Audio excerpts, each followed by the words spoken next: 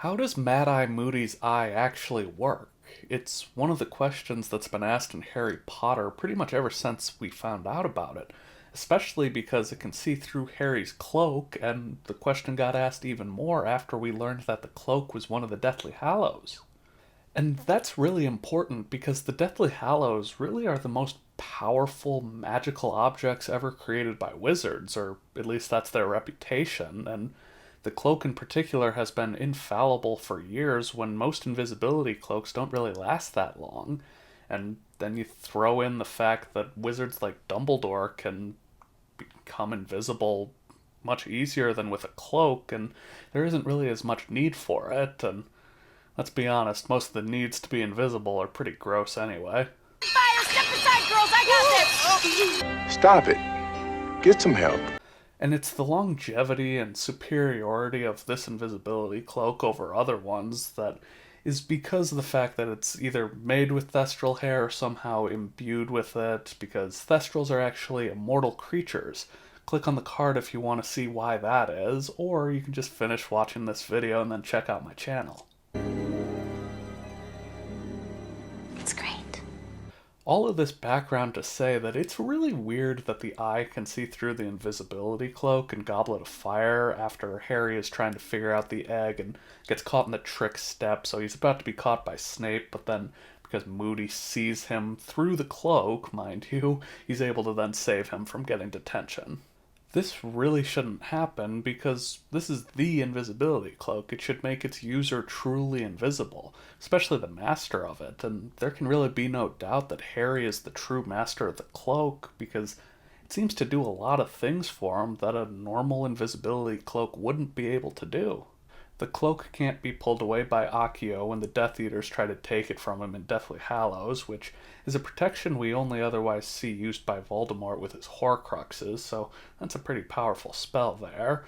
And it lets Tonks find Harry and Half-Blood Prince after Draco petrifies him and covers him with the cloak, and for those of you who would say, like, hey, that's pretty similar to what Moody does, he finds him in danger, and the cloak would just let him see it there, and I mean, I guess it's true, but there's a pretty big difference with the two, If Tonks doesn't find him and the Hogwarts Express goes back to London, and, you have 3 days to find Harry before he dies of dehydration. If he gets caught by Snape, he's just getting expelled, so if you want to argue that the cloak thinks like Hermione, that's on you. Or worse, expelled.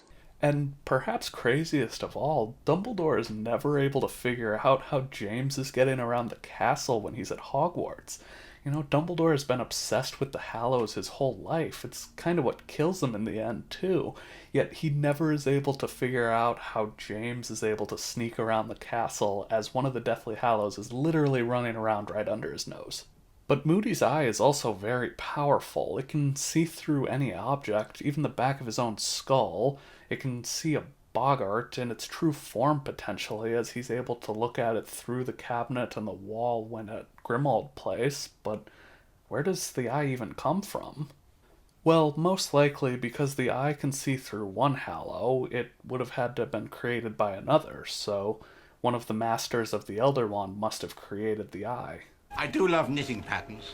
Yes, Dumbledore is often brought up as the most likely creator of the Eye because he was the master of the Elder Wand and he did trust Mad Eye Moody, so he would have created it to help him become the greatest Auror of the age. But I would argue that Gellert Grindelwald created the Eye because we know that he possessed the Elder Wand, and Dumbledore could only become the master of it if he defeated the previous master, so even though Grindelwald just stole it, he must have been master at some point, and honestly, the eye kind of connects more to him as a character rather than Dumbledore, because we know Grindelwald was a seer, which, duh, eye, see, ha, and then there's also the fact that the abilities of the eye kind of show more of a lack of trust in those around you, which is more often associated with dark wizards. Because Dumbledore is a very trusting person, he gives chances where others wouldn't, and gives even crazier second chances sometimes if you look at Snape, but at the same time, I know he's a very deceptive person. He can be very manipulative, so something like this maybe is in character for the Dumbledore who Rita Skeeter writes about, but At the same time, we know he doesn't trust himself with power, and there comes a lot of power with this eye when you can see everything around you. Plus, does Dumbledore even need it? He seems to know everything all the time anyways. I don't know, maybe that's just the experience and wisdom that comes from being, I don't know, 150 years old, give or take a few years. An astute observation has led to laughter. And the eye being blue could be a nod to Grindelwald's heterochromia in the Fantastic Beasts movies, which, for those of you who don't know what that is, that's a mutation where somebody has two different colored eyes. It's a rather groovy mutation. And I do like the symbolism of Grindelwald then choosing to make the eye blue to match Dumbledore's, because they once saw the world the same way, and then they split apart after Ariana's death, but they still love each other in a way, because Grindelwald wants that little piece of Dumbledore with him still, as every time he looks in the mirror he has one of his own eyes and one of Dumbledore's eyes. And it's also a little nod to Dumbledore to say, hey, you can still join me, we can still rule together. It's an invitation for him to say, hey, you can look me in the eyes, you'll see yourself in me too, and those people, they're trying to control you, they want you to be subservient. Join me and I'll set you free. Who will love you now, Dumbledore? All of this to say, I think the biggest reason why Grindelwald created the eye rather than Dumbledore is because the eye, like the cloak before it, can really only be used to its full potential by its true master. And that master can truly see through anything, even the invisibility cloak. And the thing about that is, it's not Mad Eye Moody who sees through the invisibility cloak, because in Goblet of Fire, Voldemort has him replaced with Barty Crouch. Junior. And that's where the nature of the eye comes in. I think that Grindelwald created it because it is a naturally untrusting object that invades privacy. Even Mad Eye Moody, who is above using the killing curse when Barty Crouch Sr. allows the Aurors to do so during the war, he's extremely paranoid and thinks everybody is out to get him.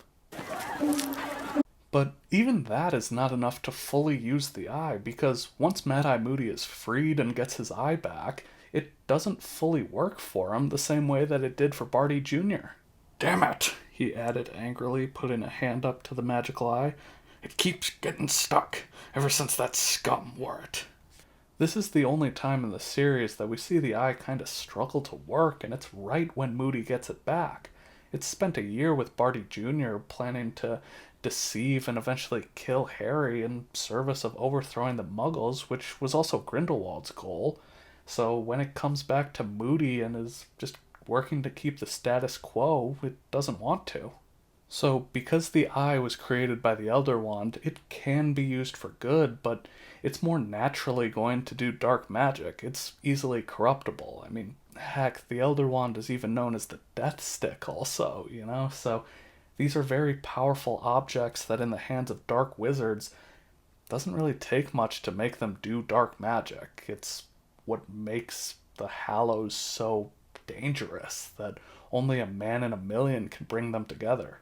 And I do also want to talk about another theory surrounding the eye, and that's that Barty Jr. turned it into a Horcrux, with him turning his father into a bone like the potion that Wormtail creates to resurrect Voldemort, with him also having worked for Voldemort for the last year being the way that he's able to figure out how to create the Horcrux, and then that shared connection that he claims to have with Voldemort because they both killed their fathers and hated them, you know.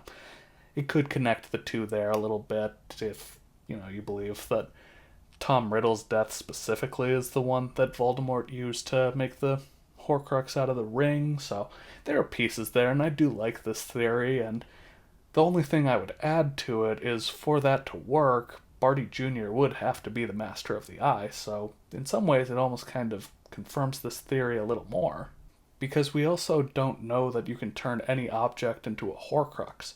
I would argue that the Sword of Gryffindor couldn't be turned into one because the sword only takes in that which makes it stronger, and a split soul is naturally weaker than a full one. And I would also argue if you tried to turn a wand into a Horcrux, you would have to be the master of that wand because the wand chooses the wizard, so it should have some say in it. Which is why I also think that the eye has a certain amount of sentience to be able to decide who can master it and if it could be made into a Horcrux. It's going to want somebody who's going to complete its original maker's mission.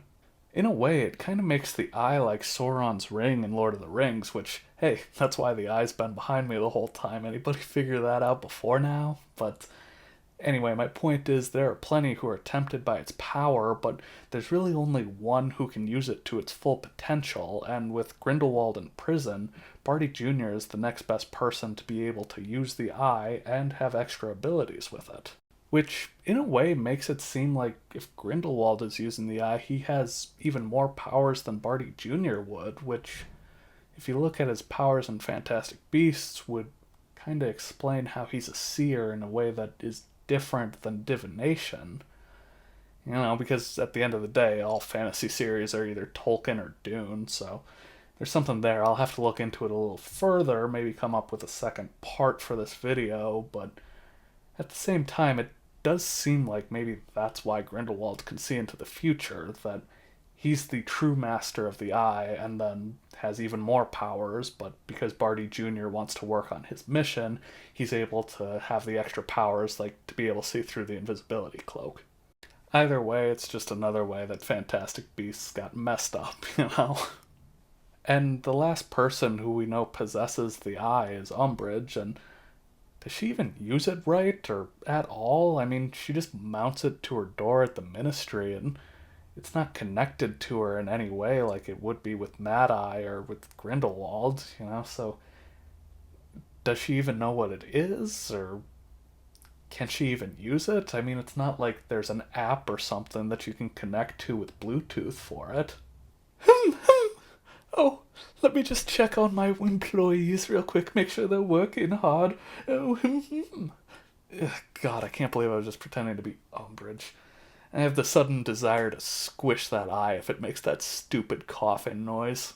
But hey, we can at least take joy in the fact that Umbridge is dumb and doesn't know how to use it right, because it would probably work for her if we're being honest, at least to the level it does for Barty Crouch Jr., and she would then be able to see through even the invisibility cloak, so hey, bonus points that she can't.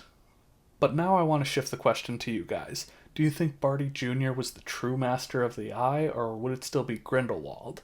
And let me know if you want to see a video diving in on could that be the reason why Grindelwald was a seer. I think there might be something there, or at the very least I can do a video on how the Fantastic Beasts movies should have gone, or how they should have ended, a lot of missed opportunities there, and it's something that I think could be fun to dive into a little bit, but Moody's eye is one of the hardest things to explain in the Harry Potter series, but we do know that there are plenty of magical objects that work better when they're being used by the right witch or wizard, and I think this is just one more of them, but that's all I got for you guys today, so if you enjoyed, drop a like, subscribe if you want more like this, and I'll see you next time on STV.